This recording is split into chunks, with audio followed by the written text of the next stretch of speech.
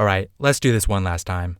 The Constitution can be amended in two ways. Either 2/3 of both the House and Senate pass an amendment, or 2/3 of the states petition for a convention to pass amendments.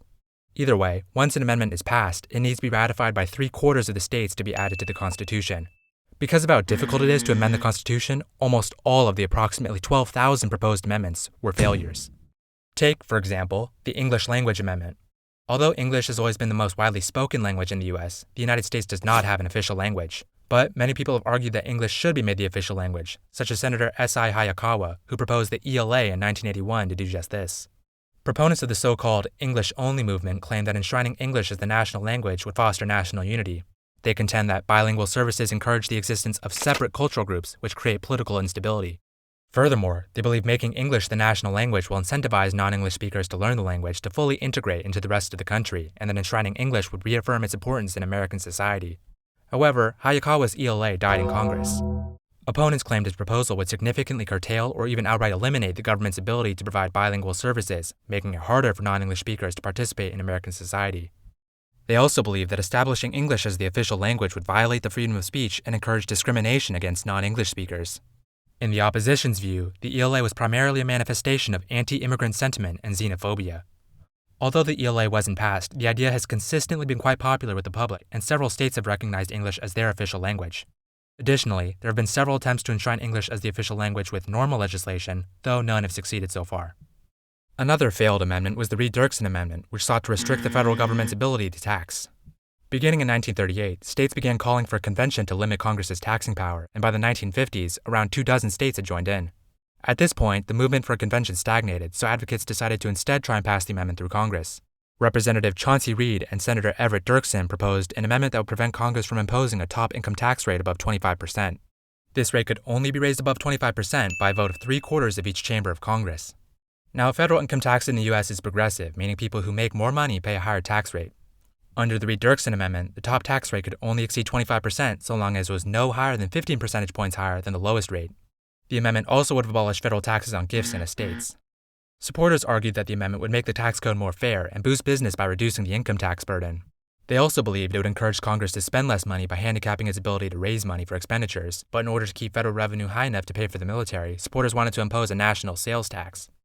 Detractors countered that the changes in the income tax structure and the creation of a sales tax would shift the tax burden from the rich to the poor. Additionally, they argued that the amendment would make the tax system too inflexible, making it unnecessarily difficult for the government to raise money. If the public was actually unhappy about taxes, they could just elect representatives who would change them, no amendment required. In the end, Congress considered the amendment a few times, but it never came close to passage. Womp womp. Around the same time, the government of New York created a prayer that students would recite at the beginning of each school day. Although the prayer was non-denominational and students could opt out of it, the prayer was challenged in court as a violation of the Establishment Clause of the First Amendment, which prevents the government from passing laws with respect to an establishment of religion. Put simply, the government cannot enact policies which favor or endorse any religion. To the Supreme Court, organized recitation of a government prayer like New York's sounded an awful lot like respecting an establishment of religion, so the court declared it unconstitutional. The court upheld this ruling in a series of similar cases, much to the chagrin of many conservatives. In their view, the Establishment Clause only stopped the government from promoting any specific religion, but it could promote religion in general. They believed the court was actually taking an anti-religious position by preventing the government from acknowledging the existence of God in defiance of over a century of tradition. Additionally, they argued that the school prayer rulings restricted people's First Amendment right to freely exercise their religion. To reverse the court's rulings, conservative lawmakers proposed the School Prayer Amendment, which would ensure that individuals and groups could engage in voluntary, non-denominational prayer in public buildings. President Ronald Reagan led a push to ratify the School Prayer Amendment during the 80s, but it died in the Senate 56-44, a majority, but not a 2/3 majority. Opponents criticized the amendment as unnecessary, as everyone already had a right to engage in individual prayer if they wanted. The government was just prohibited from organizing or writing prayers for people to recite. To them, it was best if the government just stayed out of everyone's personal religious affairs. The amendment was reintroduced numerous times during the 90s and early 2000s, but it never gained enough traction to pass. Also during the 90s, Congress passed the Defense of Marriage Act, which defined marriage as a union of one man and one woman, and made it so no state could be compelled to recognize a same-sex marriage if they were married in another state. A few years later, the Massachusetts Supreme Court made Massachusetts the first state to legalize same-sex marriage, stirring up a national debate about the status of a gay marriage. Several states amended their constitutions to define marriage as between a man and a woman, and many politicians advocated doing the same to the federal constitution with the Federal Marriage Amendment. They argued that the amendment was necessary to protect the sanctity of marriage from activist judges like the ones in Massachusetts. President George W. Bush called on Congress to pass the amendment, and although a majority of the House voted for it, it fell short of the needed two-thirds majority. Opponents argued against the amendment because they believed gay marriage was an issue best settled by each state. Some pointed out that the amendment would have enshrined discrimination into the Constitution, depriving a certain class of their ability to marry and violating the Constitution's promise of equality. In 2013, the Supreme Court struck down the section of the Defense of Marriage Act which defined marriage as between a man and a woman. This ruling required the federal government to recognize same-sex marriages that were approved by a state, and 2 years later, the Supreme Court ruled that every state had to recognize same-sex marriages. A couple years before the federal marriage amendment got rejected, Congress considered the Equal Opportunity to Govern Amendment. The Constitution states that only natural-born citizens can be eligible for the presidency, meaning you must be born a citizen to be eligible. This clause was included because many of the framers were concerned by the possibility that a foreign monarch could assume power in the United States. Senator Orrin Hatch proposed the Equal Opportunity to Govern Amendment to get rid of this requirement, allowing anyone who had been a citizen for at least 20 years to run for president. Because this amendment would have allowed then-Governor of California Arnold Schwarzenegger to run for president, many began calling it the Arnold Amendment.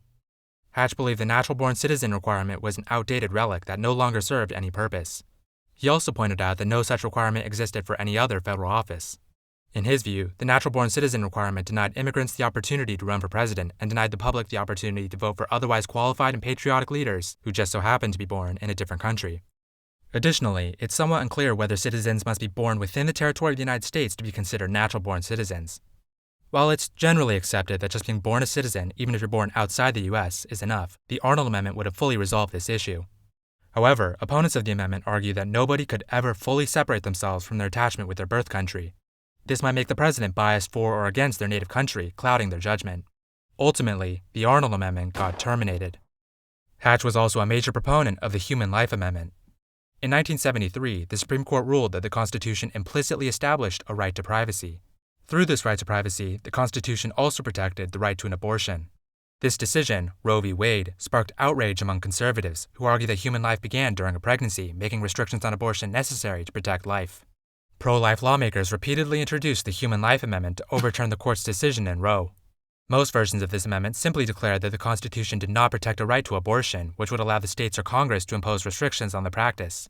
Some versions, though, went further, declaring that a fetus was a person with a right to life from the moment of conception, which would have effectively banned abortion nationwide.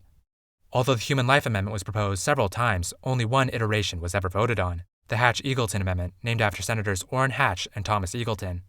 This amendment would have only declared that there is no constitutional right to an abortion, but was voted down 50-48. Naturally, pro-choice senators opposed the amendment, but so did some pro-life senators who argued that it didn't go far enough because it didn't declare that a fetus was a person. While the Human Life Amendment was never passed, the Supreme Court ended up overturning Roe in 2022 when it ruled that the Constitution actually did not protect a right to abortion, turning the issue over to Congress and the states. A Supreme Court decision is also what kicked off the movement for a campaign finance reform amendment. The court's controversial ruling in Citizens United v. FEC found that organizations such as corporations and labor unions had a First Amendment right to freedom of speech. Using this freedom, these groups could spend unlimited amounts of money to influence elections as long as they didn't coordinate with a candidate. With this ruling, the court partially struck down a law which banned corporations and unions from making these independent expenditures. Many people denounced this decision, arguing that it gave wealthy special interest groups too much power to influence elections. Several campaign finance reform amendments were proposed to overturn Citizens United, and although there were some variations between different proposals, they generally did two things. Firstly, they would have given Congress the power to limit the amount of money people and organizations could spend on elections, and secondly, they would have declared that corporations do not have constitutional rights. Opponents of the amendment claim these provisions might allow the government to suppress the freedom of speech, especially the speech of people and groups it doesn't like. So far, no iteration of the Campaign Finance Reform Amendment has come particularly close to passing, but the idea still retains a fair amount of support. Once an amendment is ratified, the only way to repeal it is with another amendment. There have been a few attempts to repeal amendments, such as the 22nd Amendment. When George Washington chose to serve 2 terms, he created a 2-term tradition which held up until FDR won a 3rd term in 1940 and a 4th in 1944. In response, congressional Republicans proposed amending the Constitution to enshrine the 2-term tradition into law, believing that such an amendment was necessary to check executive power and prevent dictatorship. With bipartisan support, this proposal was ratified as the 22nd Amendment in 1951. Since then, there have been numerous attempts to repeal this amendment. Harry Truman, who was president when the amendment got ratified, spoke out against it after leaving office. As Dwight Eisenhower's presidency drew to a close, some believed he should be able to run for a 3rd term. After Richard Nixon won re-election, there was a small push for him to seek a 3rd term. Ronald Reagan, remember him from earlier? was especially outspoken in his opposition, and some congressmen tried to repeal the amendment so he could run for a third term. Bill Clinton proposed allowing presidents to serve only 2 terms consecutively, but they could seek additional non-consecutive terms. There were also a few attempts to repeal the amendment during George W. Bush's term and during Barack Obama's. Basically, every time a president was elected to a second term, there was an attempt to repeal the 22nd Amendment. Proponents of a repeal argue that the 2-term limit is undemocratic and that it denies the public the opportunity to re-elect well-liked and qualified leaders. During times of crisis, allowing presidents to seek additional terms may be best for the country. After all, FDR only broke the tradition because of World War II. Nonetheless, no attempt at repeal has even come close to succeeding. Fast forward to the 1970s when there was an attempt to establish a national initiative and referendum process. Initiatives are a method of proposing legislation by gathering signatures. Once a certain number of signatures have been collected and certified, a referendum is triggered, which is when the public votes on whether to approve or reject the measure proposed by the initiative. Many states have implemented the initiative and referendum, and when mistrust in government reached a new high after Watergate, there was a push to amend the Constitution to implement the process at the national level. Senators James Aberesk and Mark Hatfield proposed a system where initiatives would need the signatures of 3% of voters in the last presidential election nationally, alongside 3% in each of at least 10 states. Initiatives could propose new laws and repeal or amend old ones, but they could not be used to amend the Constitution, declare war, or call out the National Guard. The signatures had to be gathered within 18 months, and once the signatures were certified, a referendum on the proposed measure would be held at least 120 days later. Any measure passed by a referendum could not be repealed by Congress for 2 years, and then only by a 2/3 majority in both the House and Senate. Aberesk argued that the initiative and referendum would allow greater public participation in the political process, reducing the disconnect between the government and the public. If a popular policy was blocked in Congress, initiatives would allow the public to take the initiative. Opponents claimed that a national initiative and referendum would be inconsistent with America's system of representative democracy. They also pointed out that the process might be dominated by wealthy groups and that the public might not be well informed enough, leading to bad laws being passed. A few members of Congress supported Aberesk's proposal, but it ultimately died in committee.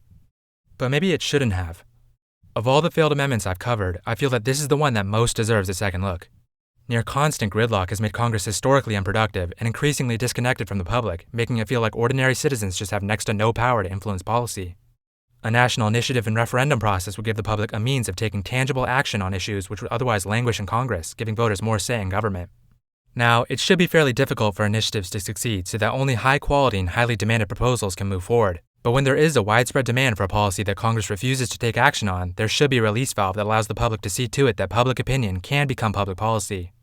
Of course, this process wouldn't exist outside the system of checks and balances.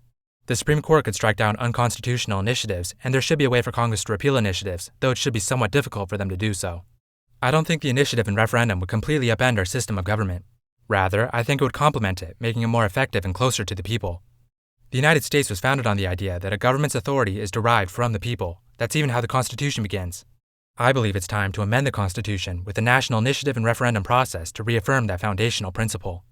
Regardless, Aberesk's amendment is just one of thousands of failed amendments, and as the years go by, there will undoubtedly be even more failed constitutional amendments.